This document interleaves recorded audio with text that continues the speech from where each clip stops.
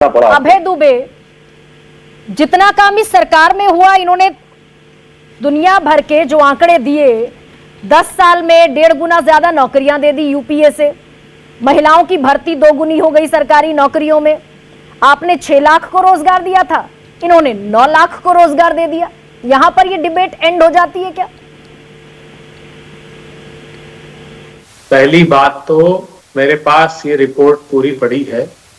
इसमें 15 लोग हैं इस रिपोर्ट को बनाने वाले, 15 से ज्यादा, सारे हिंदुस्तानी लोग हैं। और रिपोर्ट कहां से तैयार की है? तो सेंट्रल स्टैटिस्टिकल ऑर्गेनाइजेशन से, नेशनल सैंपल सर्वे से, जितनी भारत सरकार की एजेंसियां, labour force participation rate, labour ministry से, जितने उन्होंने डेटा कलेक्शन लिया है, भारत सरकार की ही रिपोर्ट से लिया है। एक बात, मोदी सरकार ऑस्ट्रिच अप्रोच अपनाती है। जब समस्या दिखती है तो रेत में सिर गड़ा लेती और कहती कोई समस्या नहीं। यही बात जब एनएसएसओ ने किसानों की आमदनी 27 रुपए थी तब कही।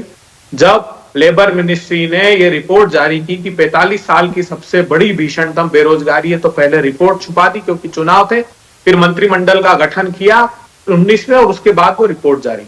बहुत महत्वपूर्ण तथ्य इस रिपोर्ट में सामने आए कि 82% हमारा जो वर्कफोर्स है वो इनफॉर्मल सेक्टर में काम कर रहा है, जिसमें परिस्थितियां ये है कि या तो उनके वेजेस स्थिर हो गए हैं या घटना प्रारंभ हो गए हैं।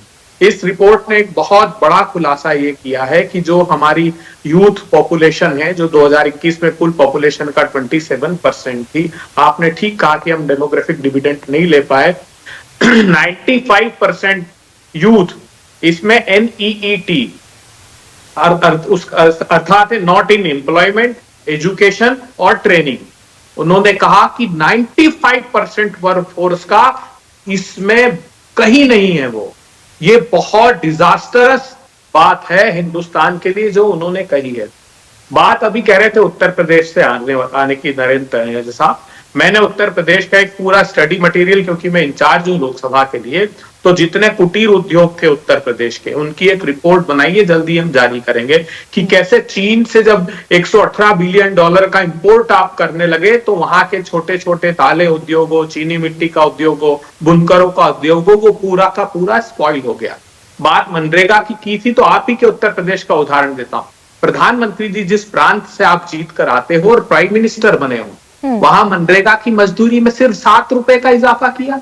पार्लियामेंट्री स्टैंडिंग कमेटी ने ठीक कहा कि रिपोर्ट दी थी कि कम से कम 375 रुपीस कीजिए, क्योंकि बहुत महंगाई का जमाना है। कांग्रेस पार्टी ने उसको 400 रुपए देने का तय किया। राहुल गांधी जी पहले दिन से कहते थे बीमारी कहां है। बीमारी की जड़ है कि हमारा जो इनफॉर्मल सेक्टर है, जो हमारा असंगठित क्षेत्र है, जिसका मैन्युफैक्चरिंग आउटपुट 45% है, एक्सपोर्ट में कंट्रीब्यूशन 40% से अधिक है, उसको कोलैप्स कर दिया मोदी सरकार। लेकिन अभय दुबे, आप आज इस रिपोर्ट को, ये जो रिपोर्ट जारी हुई बेरोजगारी पर, इसमें डेटा है 83% का, कि आज की तादाद में टोटल बेरोजगारों का 83% युवा बेरोजगार है। आपके समय पर 2000 तकरीबन 22 साल पहले ये लगभग 88% था। तो कुछ बेहतर स्थिति हुई है, उसे अप्रिशिएट करना चाहिए क्या? अटल बिहारी वाजपेयी जी की सरकार के समय का डेटा है, उसको बेहतरी का रिपोर्ट किया उन्होंने 2012 को, उसको इंडेक्स में पढ़िएगा। उन्होंने कहा कि वो एक समय ऐसा था जब सबसे ज्यादा अचीवमेंट हमारा एम्प्लॉयमेंट को लेकर था।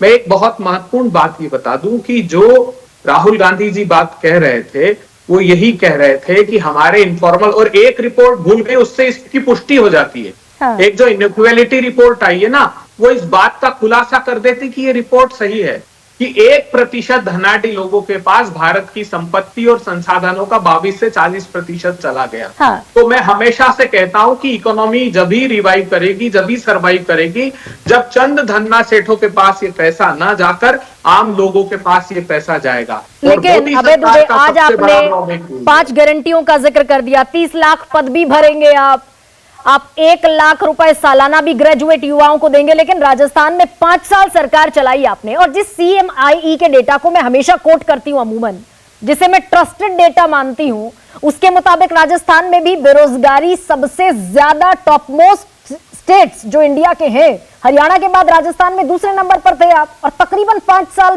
देश राजस्थान में बेरोजगारी इतने ही क्राइसिस मोमेंट में रही।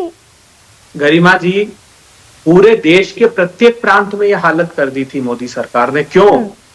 क्योंकि ये जो नोटबंदी की गई ना, हिंदुस्तान को कम से कम 20 साल पीछे धकेल दिया मोदी जी ने। उस नोटबंदी से सबसे एडवर्स इंपैक्ट जो पड़ा है वो अनऑर्गेनाइज सेक्टर पर ही पड़ा है।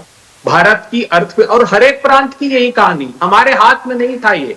आप देख लीजिए 60 लाख एमएसएमई तो तत्काल बंद हो गए थे जब इन्होंने नोटबंदी की थी। तो वो विश्व भर ने इसको रिपोर्ट किया, ऐसा नहीं कि मैं अकेला कह रहा हूं, क्योंकि उसकी जो बैकबोन है हिंदुस्तान की वो तोड़ दी थी इन लोगों ने। और आप कोविड के क्राइसिस में भी देख लीजिए, इन्होंने कहा था कि हम एक इमरजेंसी लाइन हम स्टार्ट कर रहे हैं उस एमएसएमई को सपोर्ट करने के लिए। खुद पार्लियामेंट्री कमेटी ने कहा कि इमरजेंसी क्रेडिट लाइन जो स्टार्ट की थी उसका 33-40% भी इन्होंने क्रेडिट उस सेक्टर को नहीं दी। तो इनका इरादा कुछ भी हो, लेकिन इनका गवर्नेंस का ये बड़ा फेल्यूर है कि ये जॉब नहीं क्रिएट कर पाए, क्योंकि बड़े लोगों को लाभ पहुंचाया। तो बॉल जो है अभय जी ये समझ में आ रहा है कि बॉल जो है इस कोर्ट से उस कोर्ट और उस कोर्ट से इस कोर्ट। हमने समाधान दिया। हाँ, हमने कहा कि ये मोदी सरकार भी दे सकती थी अप्रेंटिसशिप की। हमने कहा कि पहली नौकरी पक्की, उनको अपनी योग्यता को आगे सिद्ध करने के लिए कम से कम ट्रेनिंग मिल जाए, 1 लाख रुपया मिल जाए। 30 लाख पद खाली है, 26% पद खाली होने का अर्थ है कि क्या गवर्नेंस करोगे आप? क्या गवर्नेंस? ठीक है।